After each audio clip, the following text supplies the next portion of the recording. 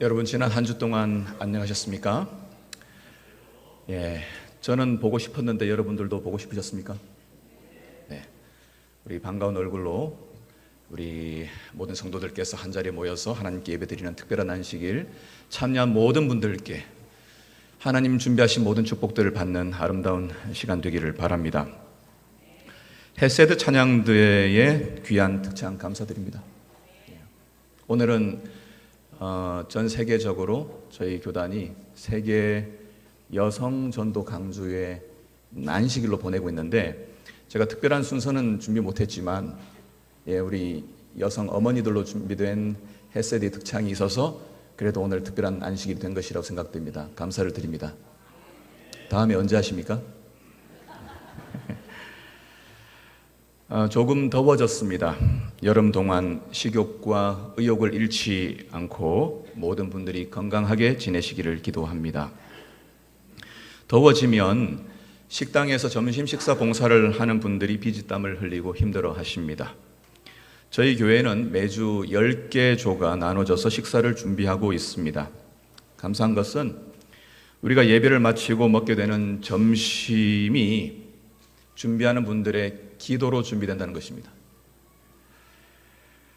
때때로 음식이 모자라지 않도록 해달라고 간절히 기도하십니다. 오늘은 그런 일이 없을 거라고 생각됩니다. 매주 예배 이후 친교를 위해 제공되는 점심 식사가 우리 공동체의 친교와 사랑을 더 깊게 하는 좋은 기회가 되기를 기대합니다. 수고해 주시는 모든 집사님들, 특별히 어머니들께, 사모님들께 감사의 박수를 올려드릴까요? 감사합니다. 여름 한 주는 우리 남자 장로님들과 집사님들이 하자 이런 생각이 들었습니다. 결의는 안 했지만 그런 시간도 한번 만들어 보면 좋겠습니다. 지난주에 안내드린 대로 오늘 안식일 많은 분이 감사헌금을 드려주셨습니다. 화면에 보이는 것처럼 많은 감사의 이유들이 있었습니다. 저는 저희 교회가 정말 하나님을 가까이 인식하고 의식하며 매 순간마다 하나님의 도우심으로 살아간다고 하는 것을 체험하고 살아가는 교회가 되기를 기대합니다. 그런 점에서 안식일 시간이 끝나고 돌아가는 예배 이후에 여러분들을 위해서 특별 감사헌금 봉투를 따로 만들었습니다. 그래서 일주일 지내시면서 하나님이 도우신 손길이 감사하거든 여러분 감사헌금을 드려주시고 또 함께 우리의 마음을 하나님께 드리면 좋겠습니다. 우리의 삶 가운데서 우리를 위해 일하시는 하나님을 의식하며 살아가는 것이 믿음입니다. 드려진 헌금을 위해 이 시간 잠깐 기도하겠습니다.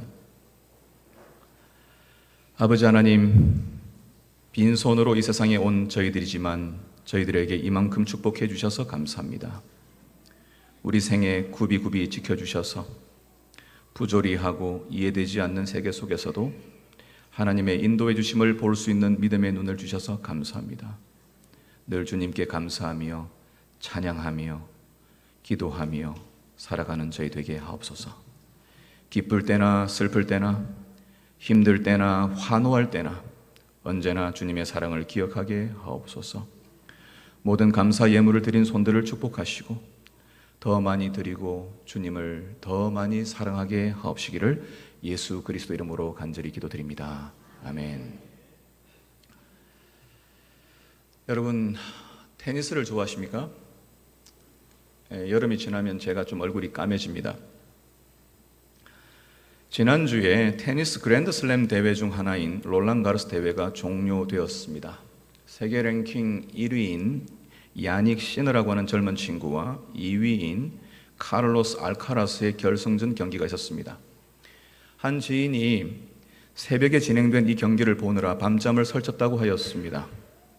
제가 다음날 요약본 보면 되지 왜 그랬냐 했더니 이렇게 대답했습니다. 자신이 어릴 때부터 테니스를 했고 테니스 경기를 보고 자랐는데 이번에 치러진 경기를 앞으로 다시 볼 수 없을지도 모르잖아. 그래서 기어코 봤다는 것입니다. 사실 매 순간이 귀한 것이 맞습니다. 그러면서 4강전에서 치러진 경기 중에 여러분이 그 이름도 유명한 조코비치라는 사람을 아십니까? 이분이 코트를 떠나면서 4강전에서 떨어지고 떠나면서 잠시 그가 뛰었던 클레이 코트의 흙을 이렇게 만지고 떠났습니다. 그 장면을 카메라가 잡았습니다. 세계 랭킹 1위를 장장 428주 동안 지켜냈던 선수입니다.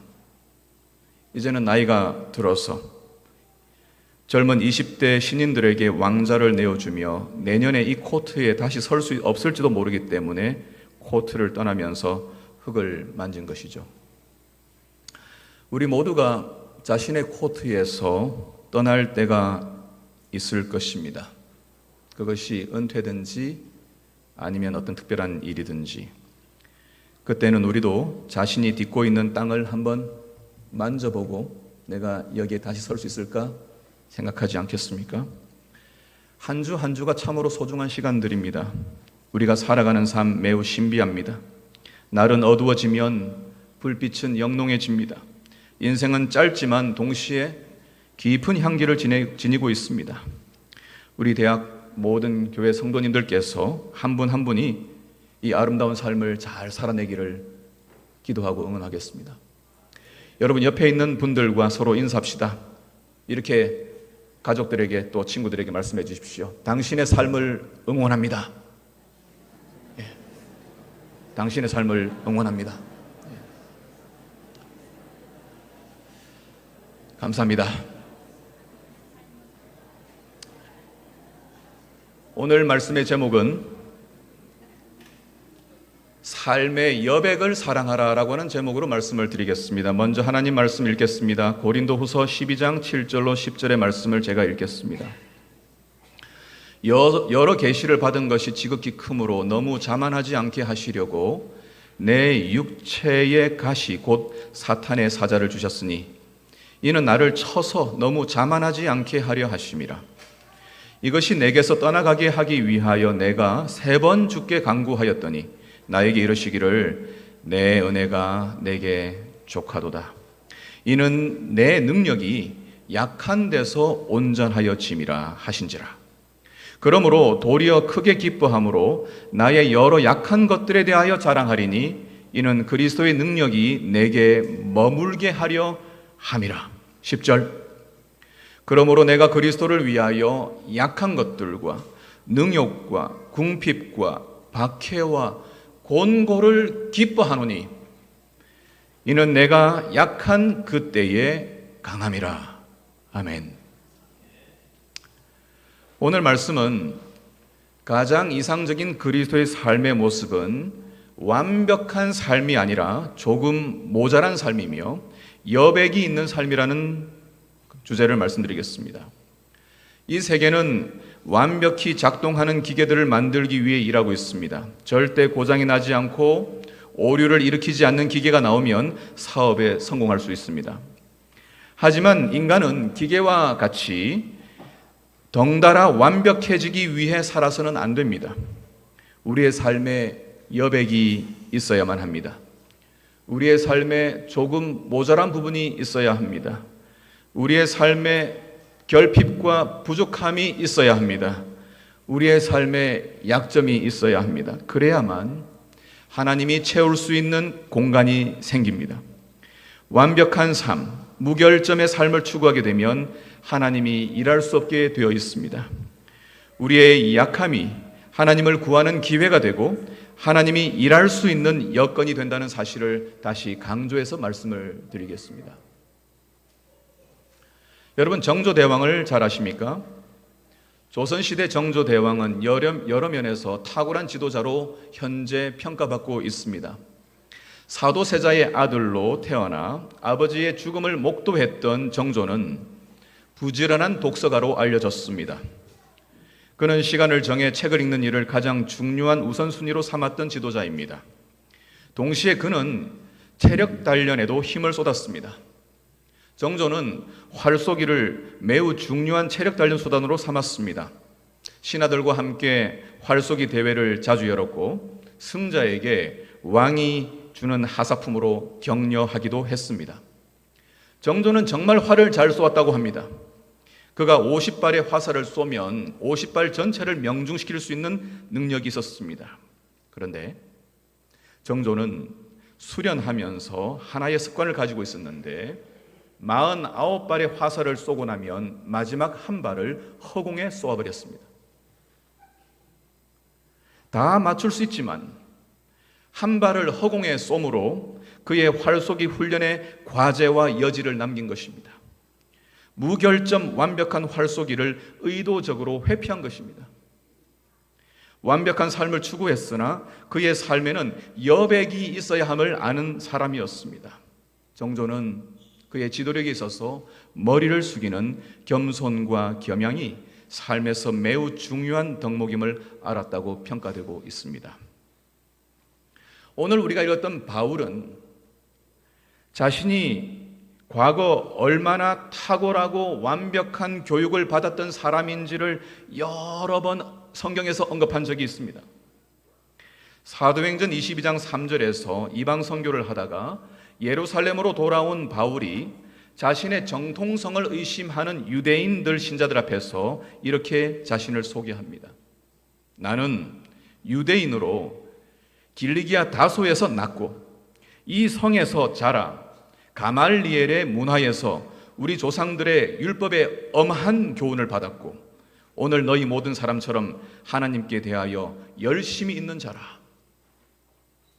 특별히 바울이 강조하고 있는 것은 자신이 율법에 충실한 사람이라는 점입니다. 그래서 나중에 빌립보서 3장 5절에서 자신을 이렇게 소개합니다. 나는 8일 만에 할례를 받고 이스라엘 족속이요 베냐민 지파요 히브리인 중에 히브리인이요 율법으로는 바리새인이요 열심으로는 교회를 박해하고 율법의 의로는 흠이 없는 자라. 율법의 의로는 흠이 없는 자라. 이것이 바울이 자신에 대하여 가지고 있던 정의였습니다. 그가 추구하던 삶이었습니다.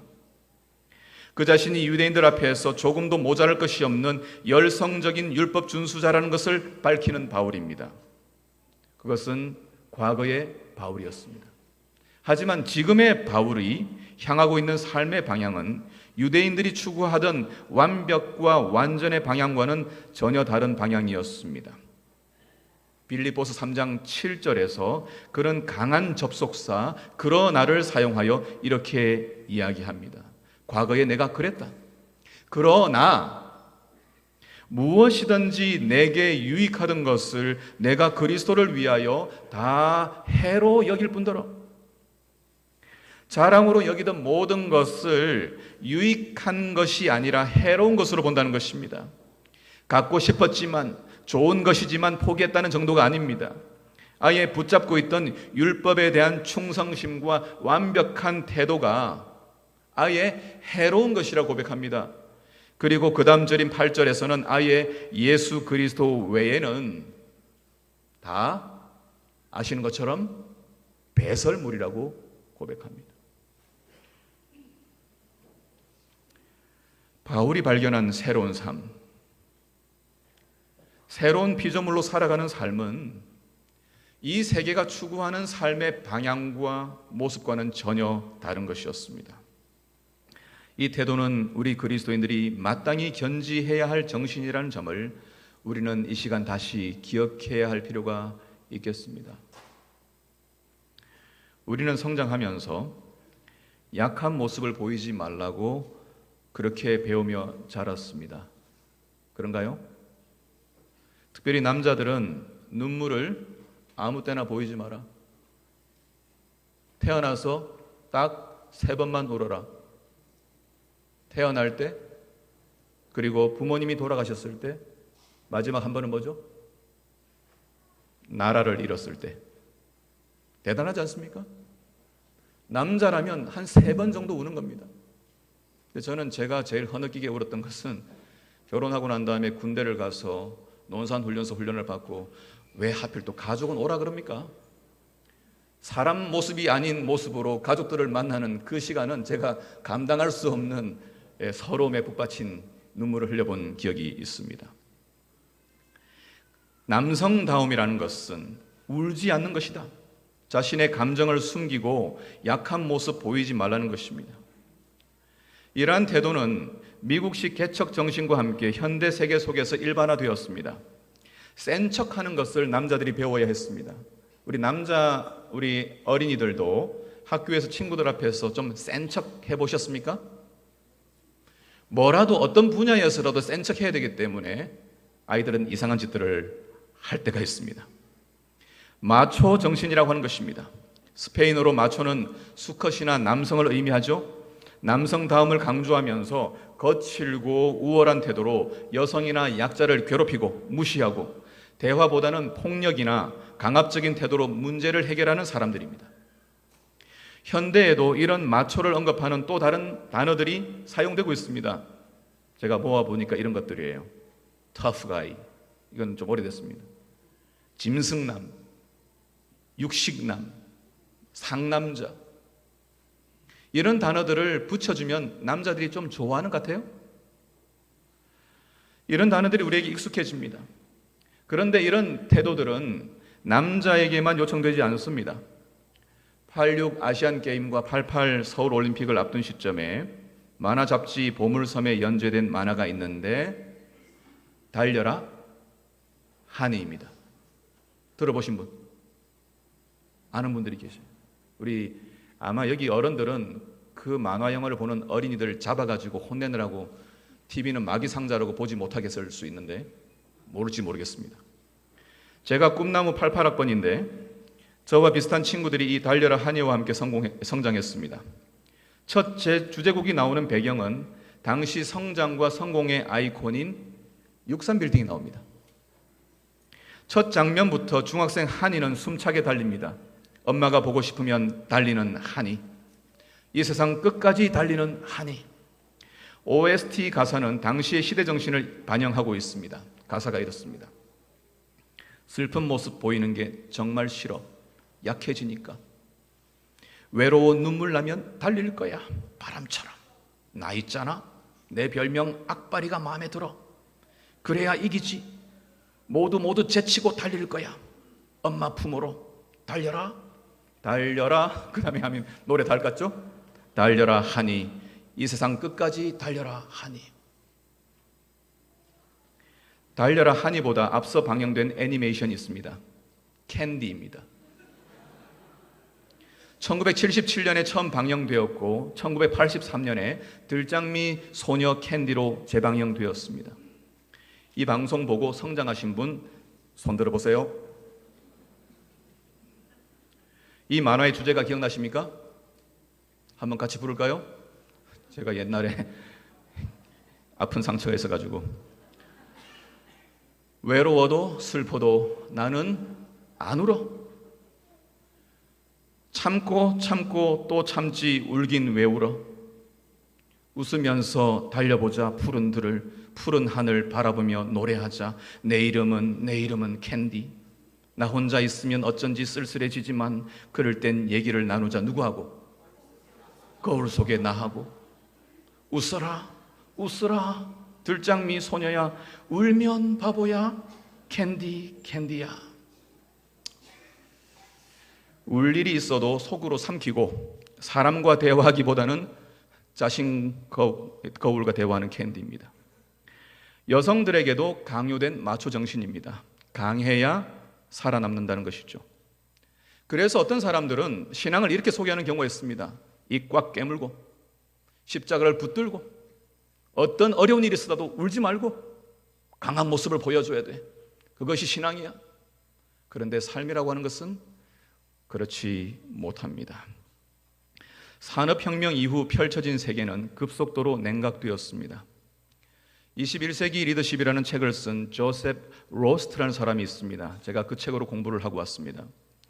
이 사람은 산업시대 패러다임의 특징을 몇 가지로 설명하는데 단어들이 어려워 보이지만 다 통일된 의미가 있습니다. 보십시다. 조직을 구조적, 기능적 관점으로 바라본다. 조직을 관계적으로 보지 않는 것입니다. 특출한 특성을 가진 개별 리더십을 강조합니다. 강한 사람을 강조합니다. 또한 공리적이고 물질주의적 윤리관을 반영한다. 남성 중심적이다. 그러니까 물건이 되고 성과를 올리는 것이 중요하다는 것입니다.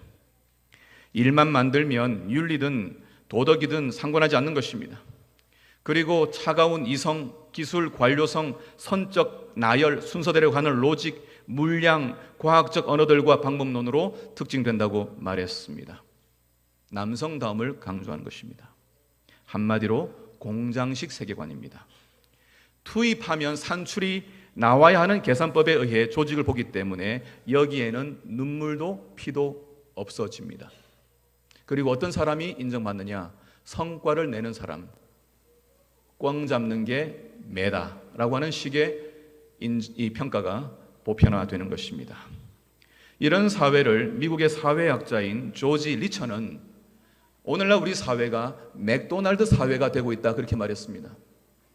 맥도날드 운영 방식은 4가지에 의해 이루어집니다. 효율성, 계산 가능성, 예측 가능성, 마지막 통제입니다. 지금 여러분 햄버거 가게들이 난리가 났습니다. 삼립식품의 빵 공장에 사고 났기 때문에 빵 공급이 사라지고 난 다음에 지금 난리가 났습니다. 맥도날드 사회는 최대한 변수를 줄이는 것입니다. 예외를 배제하는 것입니다. 세계가 이렇게 변해 가니까 그 속에서 일하며 살아가는 우리 모두 다 이 세계를 닮아가기 시작했습니다. 교회도 그런 모습을 갖기 시작했습니다. 한 번은 어떤 꼬마아이가 엄마와 함께 교회 갔습니다. 예배가 시작되자 아이는 뒷자리에 있는 어른들을 쳐다보며 킥킥대고 웃기 시작했습니다. 우리 그런 아이가 있나요 지금? 뒤에 있는 어른들을 보면서 손을 흔들고 장난을 치고 떠들고 웃었습니다. 엄마는 당황해서 아이에게 말했습니다. 조용히 해. 지금 교회에 있잖아. 하지만 아이는 금세 엄마의 경고를 잊어버리고 다시 장난을 치고 말았습니다. 엄마는 아이를 끌어안으며 이마에 꿀밤을 한 방 먹이며 말했습니다. 엄마가 떠들지 말라고 말했지. 그러자 아이가 울기 시작했습니다. 그때 엄마가 말했습니다. 그래, 울어. 차라리 우는 게 나아. 여러분, 교회에서 웃지 않으면 세상 어디에서 웃겠습니까? 그런데 차가운 이성을 강조하는 교회는 교회에서 싱거운 소리 하지 말고 심각한 표정으로 앉아 있으라고 가르쳐 왔습니다. 하지만 어린 여러분 안심하세요. 놀 데가 없으면 교회에 와서 노세요. 만약 우리 교회가 젊은 영혼들로, 어린아이들로, 청소년들로 가득 차기를 원하신다면 교회를 놀이터로 만들어야 할 것입니다. 아직 계획은 없지만 여름에 그냥 여기 마당에다가 물놀이 할 수 있는 놀이터 갖다 놓고 아이들이 오게 해야 될지 모르겠습니다. 가장 즐거운 곳, 가장 재미있는 곳, 내 인생의 추억을 만들어준 곳, 그것이 교회 아니었습니까? 제가 며칠 전에 한참 더울 때 한 친구랑 얘기했습니다. 여러분 성경학교 마치면 간식으로 뭐 주던가요? 과거에? 수박 화채. 드셔보신 분? 그 수박 화채 맛있었어요. 그죠? 별 간식은 없었지만 우리는 교회에서 추억을 만들고 교회에서 성장해 왔습니다. 여러분, 교회를 즐거운 곳으로 만드는 것이 하나님 뜻 아니겠습니까? 우리가 이 세상에서 가장 재미있는 곳이 놀이터가 아니라 교회가 되도록 우리 아이들에게 제공할 필요가 있다고 생각됩니다. 실제로 미국에서 가장 부흥하는 교회들은 어린이들을 위한 최고의 시설들을 만들고 아이들이 여기서 안전하게 암벽 등반도 하고 캠핑도 하고 여기서 부모님들과 함께 시간을 보내도록 넓은 땅에서 그렇게 만들어주고 있는데 삼육대학 교정 전체를 놀이터로 만들면 안 되겠습니까? 바울은 강한 남자가 되는 길을 걸었던 사람입니다. 하지만 예수님을 만난 이후에 그의 삶의 태도는 180도 달라졌습니다.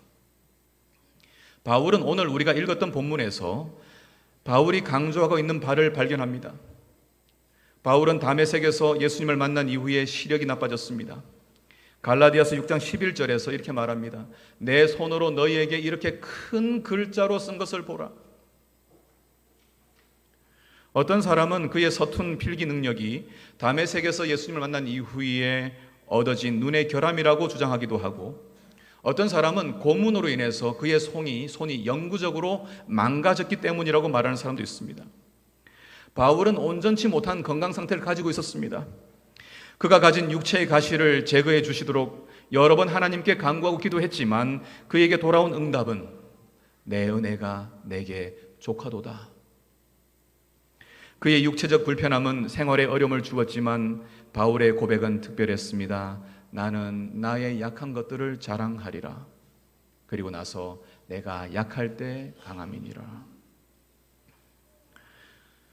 우리 여기서 바울이 고백했던 이 말을 생각해 봅시다. 우리에게는 각자 약한 부분이 있습니다. 주변에 알려지기 싫은 신체적 약점, 사회적 약점, 경제적 약점, 또 교육적 약점들이 있을 수 있습니다. 우리는 내 약점이 드러나는 것을 싫어하고 그 약점을 공개하는 사람을 멀리합니다. 그리고 완전해지려고 노력합니다. 센 척합니다. 하지만 우리에게 주어진 약한 부분이 얼마나 우리의 신앙에서는 소중한 것이며 절박하고 절대적인 것인지를 알아야 합니다. 인간에게 있어서 가장 위험하고 심각한 상태는 자기 자신의 능력을 과신할 때 아닙니까? 자신의 능력을 절대적으로 신뢰하게 되면 그때부터는 하나님이 필요 없게 됩니다. 교만이 왜 죄입니까?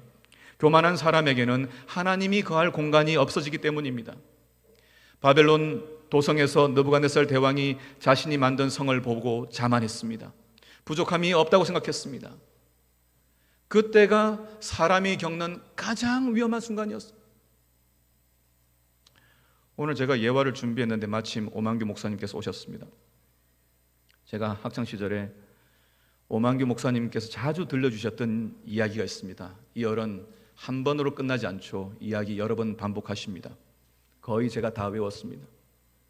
당신의 지인 중에 한 분이 모임만 있으면 마이크를 잡고 18번으로 부르는 노래가 있었다고 했습니다. 그 노래가 단장의 미아리 고개였습니다. 이분은 모임이 있고 노래할 기회가 있어서 마이크만 잡으면 단장의 미아리 고개를 뽑았습니다. 6.25 난리통에 가족들이 미아리 고개에서 헤어지던 그 뼈아픈 기억을 회상시키는 노래 아닙니까? 미아리 눈물 고개, 님이 넘던 이별 고개, 화약 연기 앞을 가려 눈 못 뜨고 헤매일 때 당신은 철사줄로 두 손 꽁꽁 묶인 채로 뒤돌아보고 또 뒤돌아보고 맨발로 절며 끌려가신 이 고개, 한마는 미아리 고개. 결코 잊을 수 없는 기억을 노래하는 것이죠. 가족들이 인민군에 끌려가는 모습을 기억하며 그때의 아픔을 상기시키므로 지금의 평안함, 지금의 편리한 삶이 그냥 주어진 것이 아님을 기억하는 것인데 어느 날 이분이 한 모임에서 선언을 하더라는 것입니다. 저는 더 이상 이 노래를 부르지 않겠습니다. 이제는 이 노래가 없어도 될 것 같습니다. 이제 편안해졌고 이제는 살만해졌는데 이 노래를 부르는 게 어울리지 않는 것 같아 이제부터 이 노래 부르기를 그만두겠습니다. 저의 스승이신 오만규 목사님은 이 이야기를 듣고 이렇게 외쳤다고 했습니다. 이건 타락이야. 이게 타락이야. 인간이 가장 흉악한 존재로 바뀌는 순간은 자신이 겪었던 상처와 지니고 있는 약점을 잊어버리는 순간입니다. 이렇게 되면 그의 삶에 하나님이 자리할 곳이 사라지는 것입니다.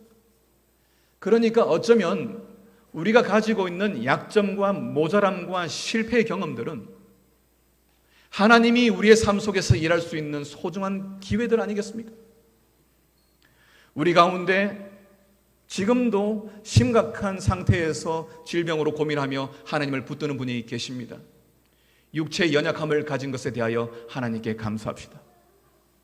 그때에 하나님의 능력이 우리에게 임할 수 있는 시간이니까요. 시편 103편 14절에는 하나님께서 우리의 체질을 아시며 우리가 진토임을 기억하신다고 말합니다. 인생은 그날이 풀과 같고 그 영화가 들의 꽃과 같음을 아시는 것이죠. 바람이 지나면 없어져 버리는 존재지만 바람처럼 우리는 다 사라져 버릴 수 있지만 17절 여호와의 인자하심은 자기를 기억하고 경외하고 예배하는 자에게 영원부터 영원까지 이르겠다고 약속하셨습니다. 하나님을 의지하는 사람, 하나님이 없이는 진토이며 바람이며 이슬 같은 존재임을 기억하고 하나님을 경외하는 사람에게 하나님의 능력이 임한다고 하는 것이 우리가 붙잡고 있는 믿음인 것으로 저는 믿습니다. 여러분, 우리가 어떤 사람이 되어야 하겠습니까? 우리가 하나님 앞에 어떤 자세를 가져야 하겠습니까? 우리가 우리의 동료들에게 어떤 인격이 되어야 하겠습니까? 약점을 숨기는 대신에 하나님 앞에 그대로 노출하는 사람이 되기를 바랍니다. 우리가 사람들 앞에 자신의 능력을 자랑하는 대신에 나의 약함이 있기에 하나님이 내게 절대적으로 필요한 연약한 존재라는 사실을 고백하고 그대로 하나님께 자신을 드리는 우리 모두가 되기를 간절히 바랍니다. 오늘 침례를 받으시는 세 분의 세 가족이 있습니다. 여러분이 선택한 이 믿음은 이 세계가 가르쳐온 방식과 다른 삶을 걷기로 한 선택입니다. 내 학위, 내 능력, 내 재물, 이 모든 것들이 나를 지키는 방패라고 생각하는 세상입니다. 하지만 우리의 참된 방패는 우리의 연약함을 아시고 우리를 온전케 하시는 하나님이심을 기억합시다. 신앙은 하나님 없이는 한순간도 존재할 수 없는 연약한 존재라는 것을 인정하는 것입니다. 그리고 하나님을 떠나지 않고 하나님께 기도하며 도움을 요청하며 살아가는 것입니다. 우리의 인생에 여백이 있어야 합니다. 우리의 인생에 하나님이 거하실 여백 공간이 있어야 합니다. 예수님도 이 여백을 알고 계셨습니다. 신이셨던 예수님은 신성의 놀라운 능력으로 모든 일을 행할 수 있었지만 그 자신을 위하여 사용하지 않으시고 그것을 통제, 제한하셨습니다. 예수님조차도 자신의 능력으로 살지 않으셨습니다. 오직 성령의 능력으로 사셨습니다. 한순간도 그래서 하나님을 떠나지 않을 수 있었습니다. 우리 자녀들을 키우는 부모님들께 호소드리겠습니다. 우리의 아이들을 완벽한 아이로 키우려는 과대망상에서 벗어나기를 바랍니다. 아이들은 실수하며 성장하는 것입니다. 실수 그 자체가 문제가 되는 것이 아니라 실수할 때 필요로 하는 분을 의지하지 못하는 것이 문제입니다. 우리의 신체에 상처가 하나도 없는 분이 없지 않습니까? 우리가 넘어지고 깨지면서 성장해 왔습니다. 자신이 약한 존재라는 사실을 아는 것이 하나님을 믿고 살아가는 전제가 됨을 기억하고 우리 아이들에게 솔직한 자신의 모습을 그대로 내어놓을 수 있는 용기 있는 아이들로 키웁시다. 어른들에게 말씀드립니다. 절대 젊은이들 앞에서 내가 누군지 알아? 라고 말씀하지 맙시다. 이런 질문은 땅콩 회양시킨 어떤 분이나 하는 말입니다. 미국의 모 대형교회 목사님 사모님이 너무 유명해서 비행기를 타면 다 알 정도였습니다. 그런데 비행기 1등석 타고 가다가 승무원이 몰라줘서 난리를 쳤다는 기사가 몇 년 전에 있었습니다. 이게 제정신입니까? 사람들이 나를 잘 몰라줄 때 오히려 감사합시다. 사람들이 나를 몰라주면 어떻습니까? 그게 뭐가 이상합니까? 모를 수도 있는 건데 굳이 자신을 드러내려는 어리석은 사람이 되지 맙시다. 우리의 모습 속에서 예수님의 겸손한 모습이 우리를 가리고 주님의 모습이 우리 속에서 드러나도록 참으로 겸손한 여백이 있는 모자람을 사랑하는 아름다운 대학교의 성도님 되기를 간절히 바라며 말씀을 줄이겠습니다.